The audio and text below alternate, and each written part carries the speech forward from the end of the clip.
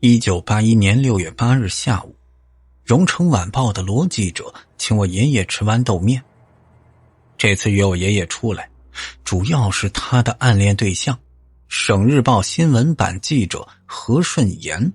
那昨晚上遇到一件怪事儿。因为何顺言身份特殊，暂不便惊动公安，所以就想请我爷爷私底下给查一查。这事儿是这样的，6月7日周末晚上，何顺言参加同事的生日宴会，晚上12点这才回到位于墨子桥的住处。开门一看，这门底竟然是有着一封信，那上边写着：何女士，我知道你今晚杀了个人，还把那尸体藏在很隐蔽的地方。如果不想我报告公安，明儿早准备1000块，用黑包装上，放你家巷口右边的垃圾堆里。这何顺言不知道是谁把这样的信塞在自个儿家中，看着有点像是恶作剧啊。可是这信里提到杀人，这就让他有点害怕了。所以今天上午在采访省领导视察旧城改造时，就跟同去的罗记者说了这事儿。这罗记者呢，就喜欢报道一些个奇奇怪怪的事件，这在记者圈里人尽皆知。听完罗记者的讲述，我爷爷就问这何顺言是不是真的杀人了？罗记者说：嗨，那基本上不可能，她长得漂亮，追求她的人也很多，是省领导从北京带过来的人，前途特别好，而且昨儿晚上她一直跟同事们聚会呢，那不可能杀人啊。那会不会是那敲诈者把信给塞错房间了？不是，这也不太可能，因为这信上指明了给何女士，这楼里都是老住户了，除了她根本就没有姓何的女子。这我爷爷看出来了，就这罗记者想献殷勤追求她，所以就答应跟他一块儿去何顺言家看看。这何顺言住在武侯区墨子桥柳树巷，我爷爷来到他家中，发现何顺言果然长得漂亮，而且气场很强。他这屋里还有一个稍显柔弱的女孩，跟何顺言长得挺像的，都是白净的瓜子脸，小尖鼻儿，深卧蚕。何顺言介绍说这是他姐姐何顺晴。除了何顺晴呢，屋里还有一个男人，这乍一看特别的面熟。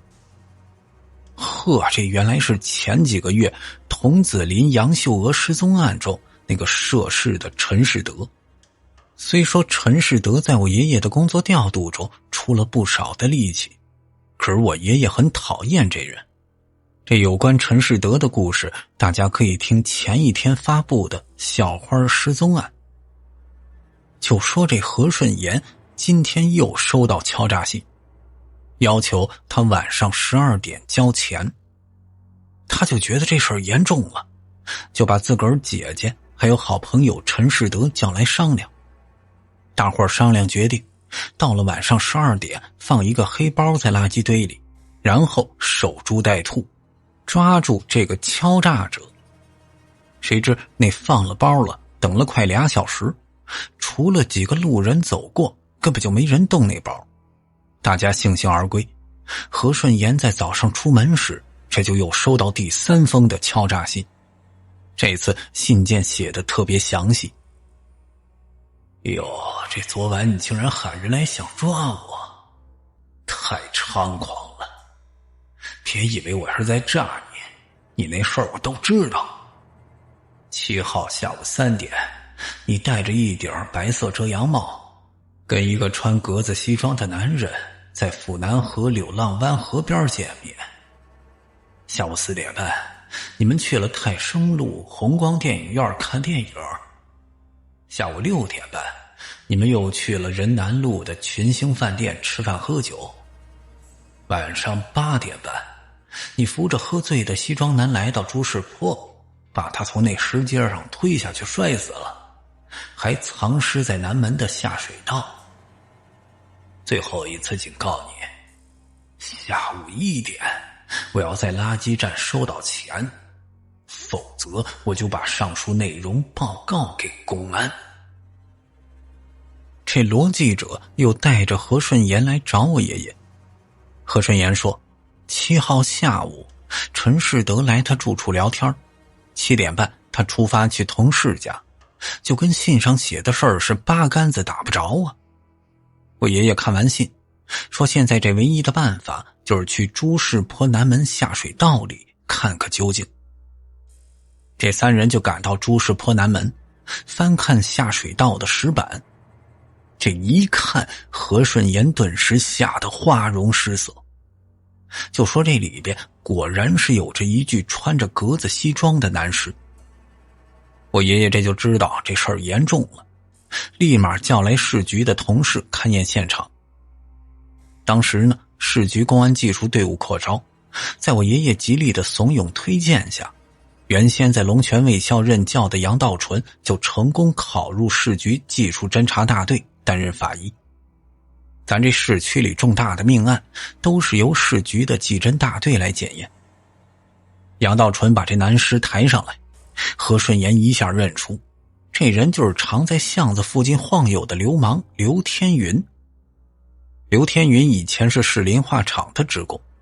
因为小偷小摸的行为被开除，此后呢就伙同社会流氓欺行霸市，打架斗殴，还多次调戏过何顺言，那街坊们都特别的怕他。经过勘验，确认刘天云死于7号夜晚8至12点间，死因呢是从旁边的石梯上摔下来致死。死者满身的酒臭，也不能判断是自个儿失足还是被人给推下来的。就说当天下午，一名巡逻民警果然是收到一张匿名的报案纸条，上边就写着何顺言杀人的经过，跟敲诈信上的内容如出一辙。可是何顺言的嫌疑已经被排除了，他7号晚8点已经到了3里开外的同事家中，那不可能作案。下午，何顺言说要请罗记者跟我爷爷吃饭，我爷爷谢绝了。何顺言走了之后，那罗记者就问我爷爷，不是，你对何顺言避而不见啊？难道这案子有蹊跷啊？我爷爷就说了，那个敲诈者出现的非常不合理，凡是有不合理之处呢，这都是案子的破绽。咱就说啊，敲诈者不合理处有2。第一，如果何顺言是无辜的，他为何会被敲诈呢？就说咱顺着信件查下来，反倒是证明何顺言的清白。第二，如果何顺言杀人了，那么时间上的矛盾咱暂且不谈，这敲诈者为何会从柳浪湾一路跟到朱市坡呢？这人跟了他5个半小时，难道他一开始就知道何顺言要杀人？在我爷爷提出疑问的同时，外围同事已经完成对敲诈信上提到的几个地址的调查，具体情况如下。7号下午3点，柳浪湾马路对面一个卖糖画的证实，当天呢确实是有一个戴着白色遮阳帽、身穿黑色长裙的女子在等人。随后一个身穿格子西服的男人坐着3轮车跟他会合，这西服男好像对白色遮阳帽女动手动脚，然后这俩人就一块走了。到4点半，泰升路红光电影院售票员就看到格子西装男和白遮阳帽女来买票，经售票员辨认照片，格子西装男确认就是刘天云，可是这白遮阳帽女却没有看清楚。6点半，仁南路群星饭店的服务员证实，穿格子西装的刘天云带着一个白遮阳帽女确实来过，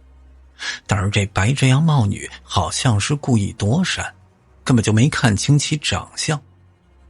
综上所述，刘天云的行踪跟这敲诈信上所述基本一致，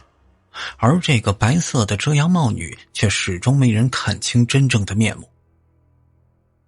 罗记者就推断，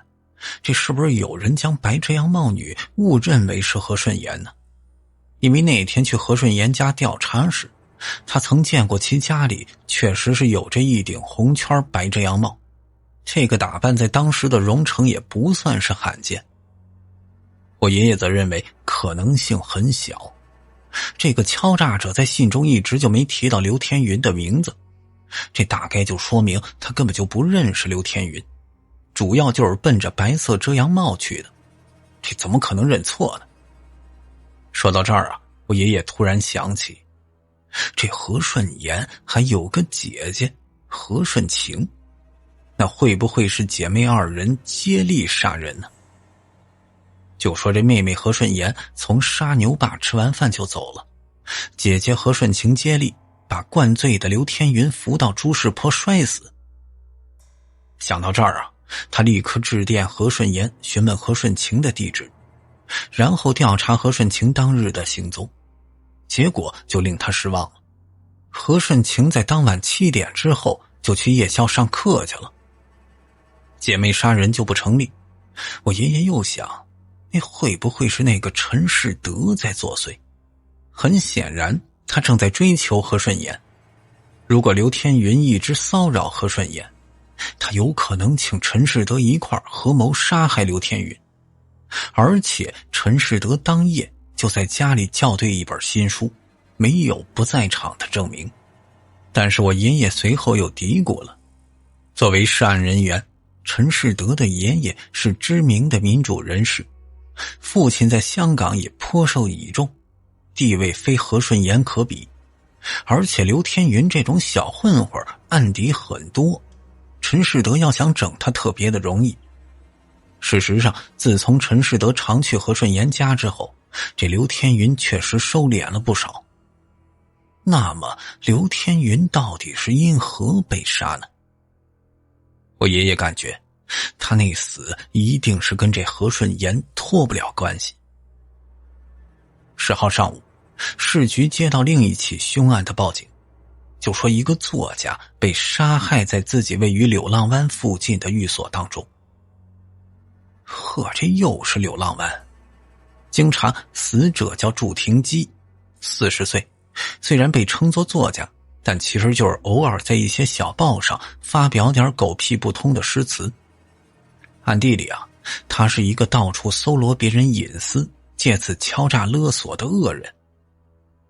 祝廷基的死亡时间在7号下午3点到晚上8点之间，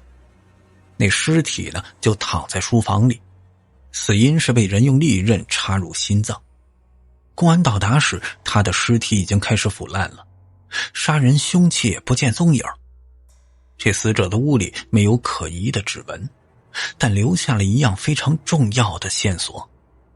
就是在这玄关附近有几枚的脚印。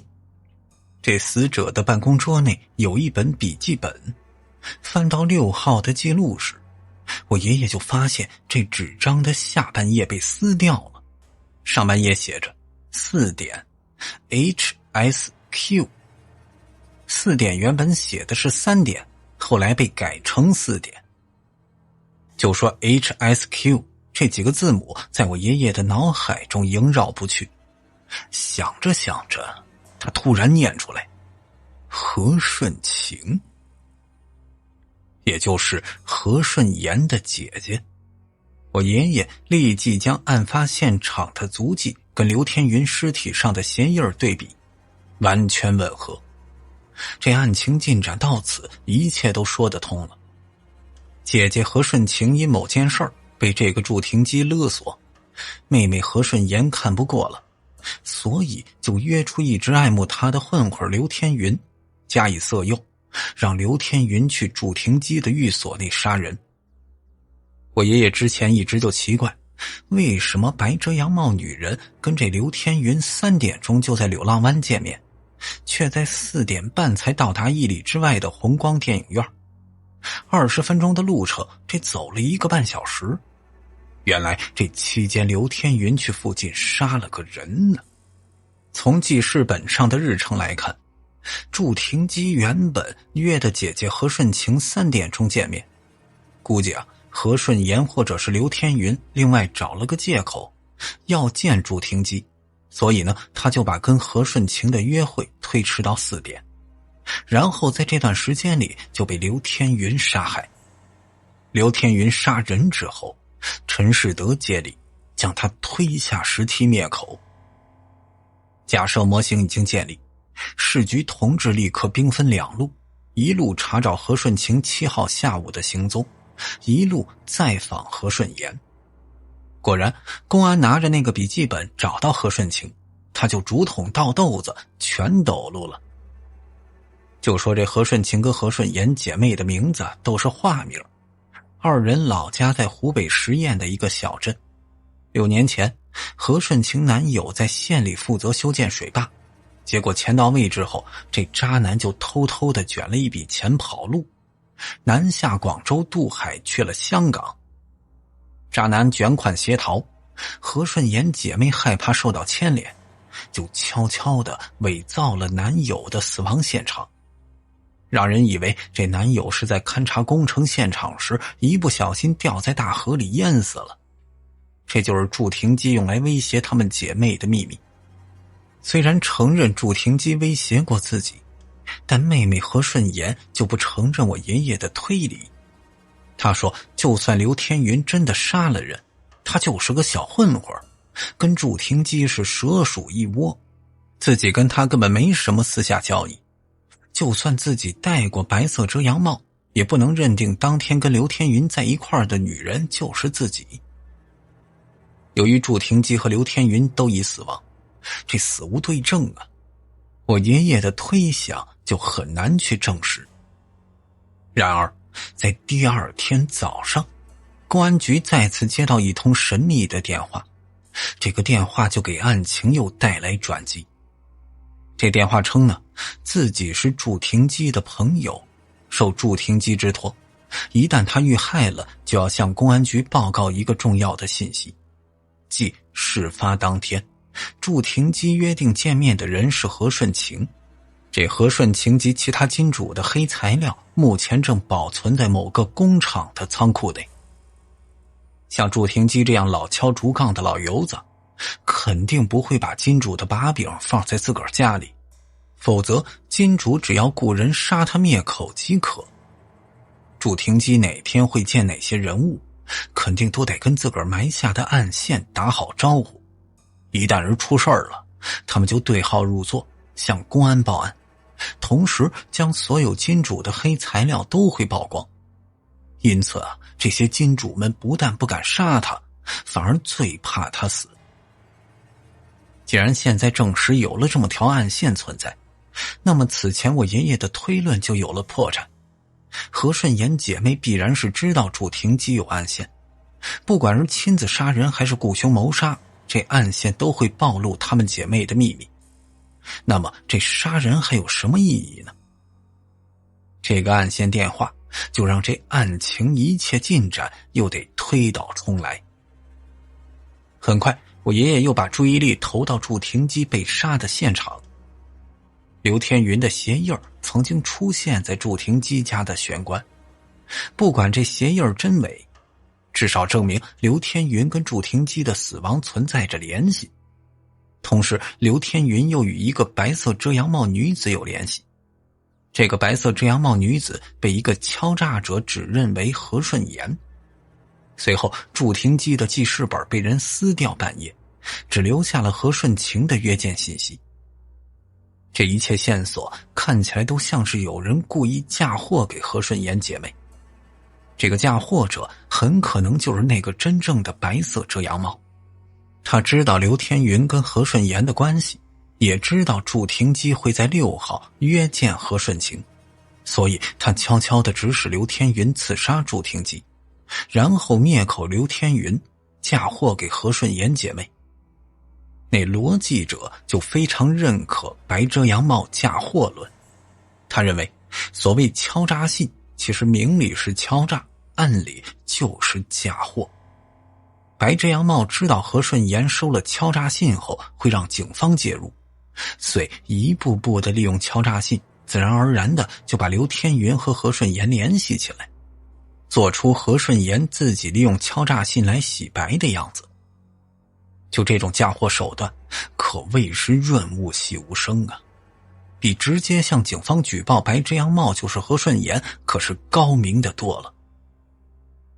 听闻何顺言等人可能是被白色遮阳帽给嫁祸，省领导的大秘就打电话给区局的武局长沟通，说荣城舆论跟百姓都很关心这个案子，省日报代表省委发声，而何顺言在某种程度上又代表着省日报，公安系统应该迅速地查清案情，消弭流言蜚语。武局长就把希望都寄托在我爷爷身上，给予了我爷爷大量的警力支持。经查，祝廷基曾借口招保姆奸污过多名的年轻女子，并且拍下裸照，所以这事儿很可能是某个被他玩弄的女人策划的阴谋，借着金主之名复仇雪恨。现在要做的就是一个个排查他们的社会关系和作案时间。我爷爷本想通过那个记事本以前的日程查找关系人，却突然注意到一个突兀的地方。就这凶手啊，把7号的内容撕掉半页，这个举动看起来是想让公安追查剩下半页上的何顺情，其实反过来就告诉公安，有半页被撕掉了，祝廷基真正的目标是在那撕走的半页上。呵，这凶手就这么傻吗？如果真的想掩盖7号那一页的内容，合理的做法就是撕掉一整页，或者干脆拿走笔记本。而且凶手应该知道，这祝廷基布置有暗线，就算是没有笔记本，那条暗线迟早会曝光何顺情的事儿。在破案中，逆向思维是非常重要的。从记事本的操作来看，这凶手的意图可能就是在掩护何顺情。如果祝廷基更换了会见的人，以他的经验和严谨，那怎么会不通知那个暗线？这么掉以轻心，这个从抗战时期就钻营此道的人，恐怕早就死了无数次了。用逆向思维来推导，本案的焦点就又重新回到何顺言姐妹的身上。可还是那个问题，这何顺言姐妹为什么不借以丑闻被暴露为代价杀掉祝廷基呢？突然间，我爷爷想到，何顺情姐妹的存款不多，财富实力远不如祝廷基的其他金主，那么祝廷基为何要花心思敲诈他们呢？他是否是看上何顺情的肉体，起了钱债肉偿之心，然后在争执中被杀呢？要是这个推论成立，那么凶手很可能是姐姐何顺情，因为她是负责跟祝廷基对接的人。7号原定约的就是他，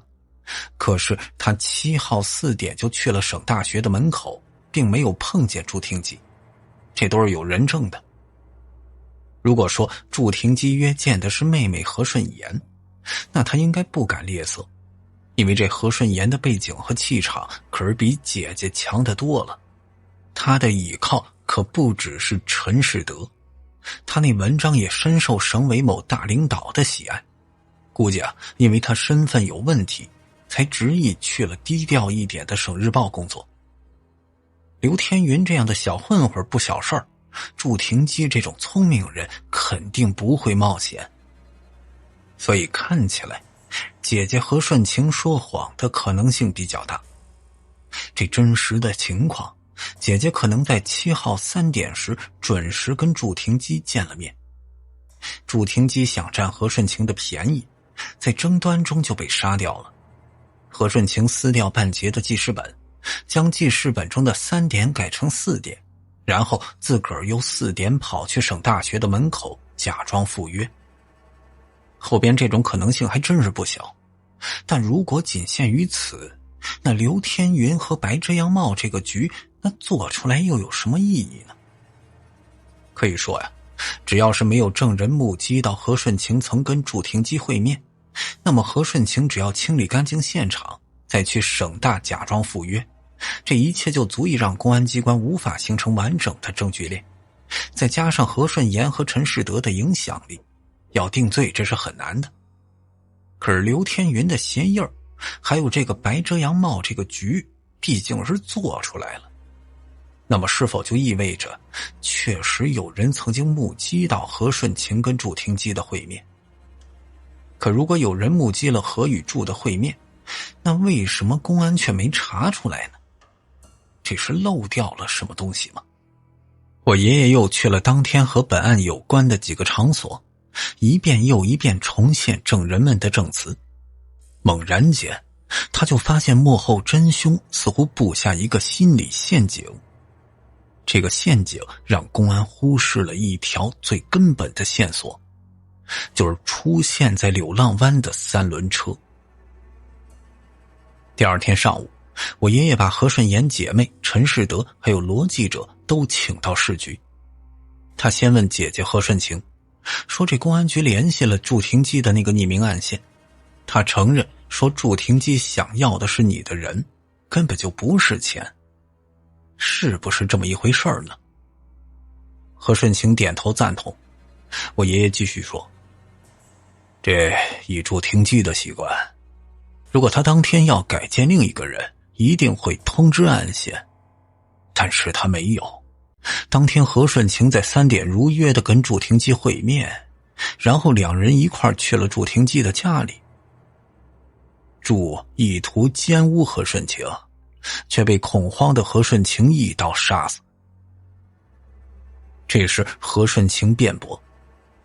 我们会见改到4点了，你说我们3点就见面，有什么证据啊？今儿3点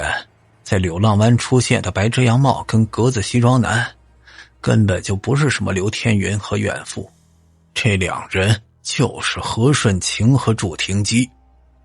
祝廷基从外边办事回来，跟何顺晴相会在其家附近的柳浪湾。祝动手动脚，何顺晴本已经打定主意顺从，但是回到祝廷基的宅子之后，何顺晴又反悔了。俩人争执之下，何顺晴失手杀死祝廷基。这时陈世德反驳，不是，虽然柳浪湾的小贩没看清二人长相，但是红光电影院和群星饭店都证实了，是刘天云和一个白色遮阳帽女在活动。那你有什么证据能证明柳浪湾那俩人一定是祝何二人，而不是刘天云呢？这个嘛，影院和饭店的刘天云都只是掩盖何顺晴杀人所做的一个角儿。这白遮阳帽啊，大概也是何顺炎假扮的。刘天云穿着和祝廷基一样的衣服，带着何顺炎去了红光跟火锅店，然后又写了几封敲诈信。由此以来，公安局便会先入为主地认为，在柳浪湾的是刘天云和白遮阳帽，而何顺晴跟祝廷基的会面则被遮掩起来。何顺晴即便是杀了人，也没有足够的证据定罪。陈世德听了，冷冷地说，这都是你的猜测，没人能看清楚柳浪湾那两人到底是谁，所以这两个可能性都存在，何顺晴自然不能被定罪。我爷爷冷笑，拍了2下手掌。这时有同事从另一个房间里带出来2个穿着3轮车夫马甲的人。一看这两人，何顺晴一下慌了，目光逃避，双手兀自摩挲。陈世德在他手上轻轻地拍了2下，他这才变得稍微平静了一点。我爷爷指着左边的车夫，那这是车夫张恒，他在临近3点时曾载着何顺晴抵达柳浪湾。那时候何顺晴还没戴白色遮阳帽，所以他看得清楚。他又指着右边的车夫，这是车夫王初民，他正是3点前后曾载着祝廷基回到柳浪湾，跟何顺晴会面。就说我这爷爷先前认为，即便是找到三轮车夫，也拿不到关键的证据。直到他推断出这几人的布局，这才明白三轮车夫才是本案的关键。那现在铁证如山了。妹妹何顺言辩驳，这算哪门子铁证如山呢？我爷爷胸有成竹，哼，认定你姐姐杀人有3点理由。经证实，何顺情在案发时间段内曾与死者祝廷基在柳浪湾相见，然后朝其住所方向走去。祝廷基对何顺情动手动脚，何顺情也存在着冲动杀人的动机。经勘查，死者的第一死亡现场就在他家中的书房，家里边门窗完好无损，就证明凶手跟死者相识，是自然进门的。死者祝廷基有固定的习惯，会把当天约见之人告知其案线。目前案线和记事本上除了何顺情之外就没记录别人，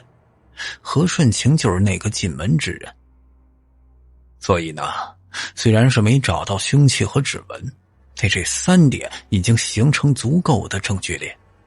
本来祝廷基这样的烂人死有余辜啊，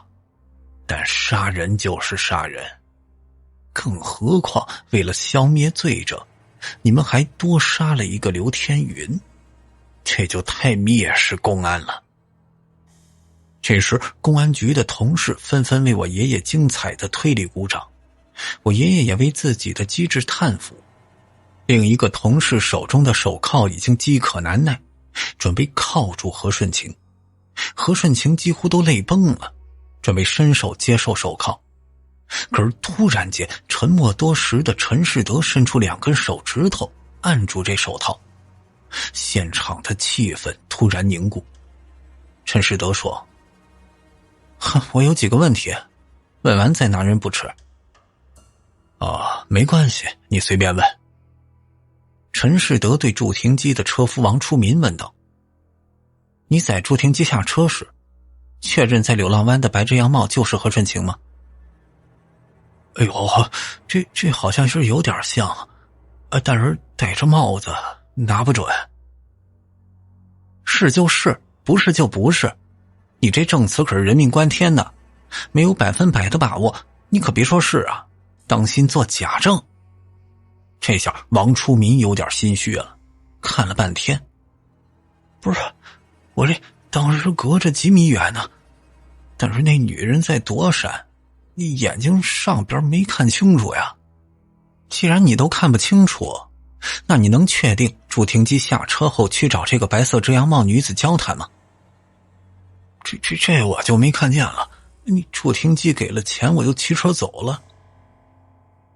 陈世德转身对着众人说道：“那根据老王所能确认的事实，现场存在着这么一种可能，三轮车不方便进出祝廷基家所在的巷子，所以呢，他在此下车，步行回到家中，中间并没有主动跟白色遮阳帽联系。”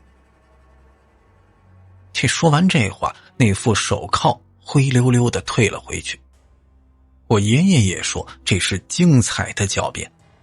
他鼓了2下掌，将另一个同事带出了一人，就是柳浪湾马路对面卖糖画的小孙。虽然车夫老王没有目击祝廷基跟白色遮阳帽交流，但小孙在马路对面却清楚地看见了祝廷基下车后直接找到白色遮阳帽，还动手动脚。虽然小孙没有看清楚白色遮阳帽就是何顺情，但之前车夫老张证实何顺情临近3点时到了现场，所以可以推断祝廷基纠缠的那就是何顺情。陈世德不慌不忙地问这个小孙：“那你看到那个所谓的祝廷基下车时，知不知道时间啊？”“哎呦，这我不知道啊，就是3点左右。”“你的眼睛是不是一直盯着马路对面啊？”“那不是，我就偶然间看见的。”“也就是说，有可能那个格子西装男下车跟白色遮阳帽纠缠之前，还有另一辆车先到过现场吧？”“啊，这有这个可能。陈世德总结，根据小司能确认的事实，现场存在这样一种很大的可能：驻停机的车先到了，他下车步行回家了，然后才是刘天云的车到。小孙看到的其实就是刘天云。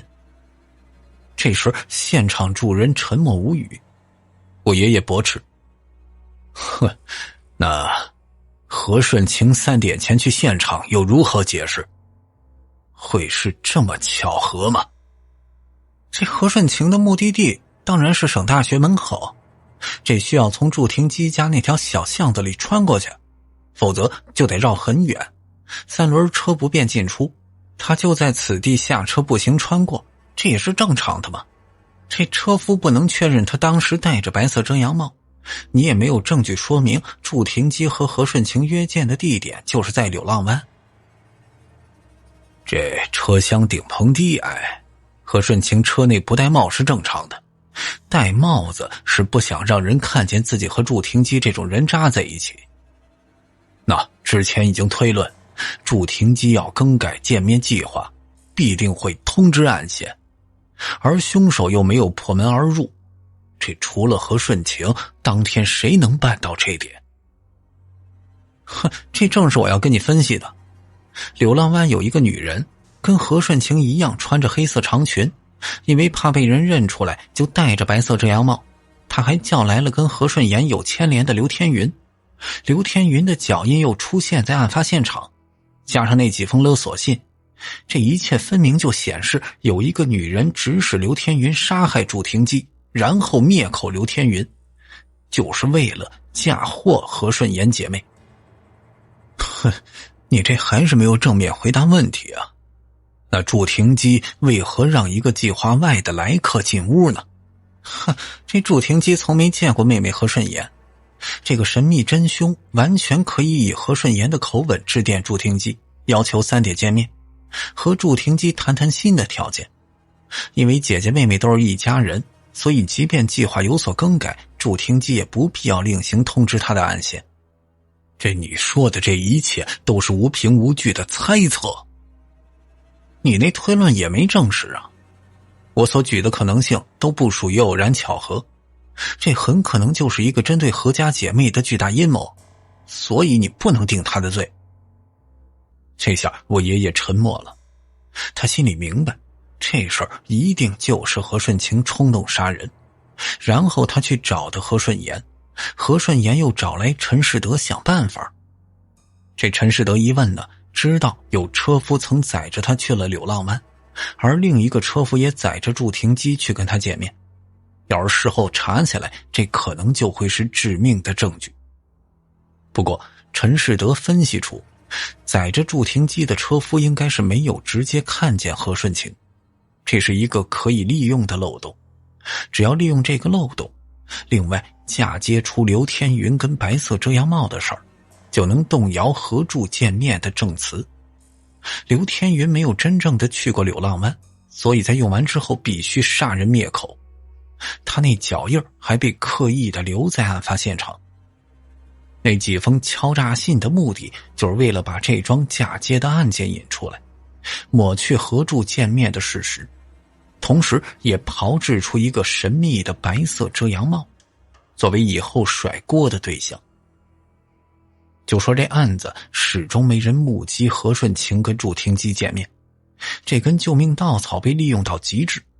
哪怕旁证本来已经很充分了，最后还是被陈世德用另一套逻辑化解，无法攻破。按照我爷爷的猜想，这事儿的真相就是驻停机以多年前的秘密威胁何氏姐妹，结果在奸污何顺清时被他失手杀死。驻停机已死，没有挽回的余地，于是何世德就想了这么个办法，让妹妹何顺言找来混混刘天云演戏，混淆警方的视线，然后假借敲诈信为何顺清脱罪。这事儿办好之后，几个人又将刘天云杀人灭口。一切推测都特别合理，但是目击者和证据都不足，那副手铐最终又缩回到衣兜里。这事儿之后啊，何顺晴姐妹在老家的事儿得到低调的处理。何顺晴因为对男友卷款逃跑知情不报，被判刑1年，缓刑2年。这事儿的后果被姐姐一力承担，妹妹何顺妍并没受到任何的处罚。这刘天云和祝廷基的死，因为没有确凿的证据，无法对何顺妍姐妹提起诉讼。这此后啊，坊间流传出的一个版本就是，一名从农村来的名叫做阿美的保姆，因为被祝廷基欺辱，遂勾结混混刘天云报复杀人。当然，根本就没人知道这个阿美究竟长什么样，具体是个什么来历。就说这案子风平浪静之后，何顺妍调离了省报，去到省机关，并且跟陈世德恋爱。那何顺晴呢，自打宣判之后就被原单位开除，随后去了一家工厂当会计。最终这案子就这么不了了之了。